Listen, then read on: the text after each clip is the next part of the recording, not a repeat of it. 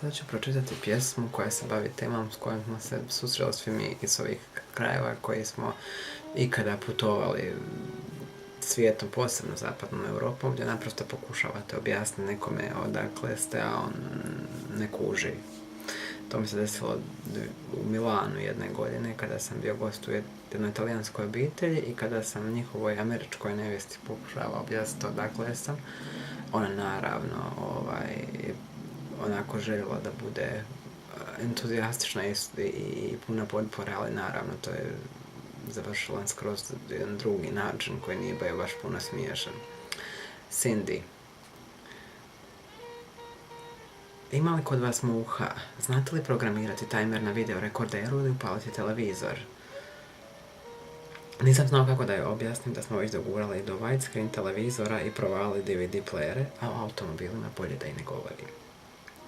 You're from Bosnia and your English is so well.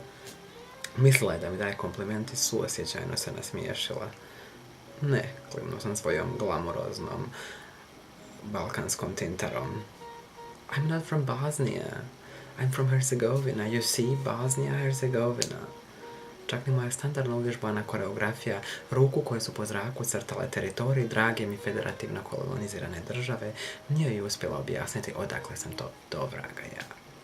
Sada je ona klimnula svojom neglamuroznom azijsko-američkom tintarom kao da razumije, a u stvari nije imala pojma. Cindy je prešla pola planete i kada sam rekao da sam iz Europe, ispustila je uzdah, misleći valjda da se Europa proteže na relaciji London, Pariz, Milano. Kako si glupa, draga Cindy, Kelly ili kako se već zoveš. Ti nisi bila nigdje gdje nema Starbucksa i MTV-a. I što da ti sada kažem, da si totalno cool ili seksi, da ti je styling mrak i da si totalno in. Žao mi je. Ali treba ćeš bar ovoliko godina da se pretvorim u totalnog mazohistu.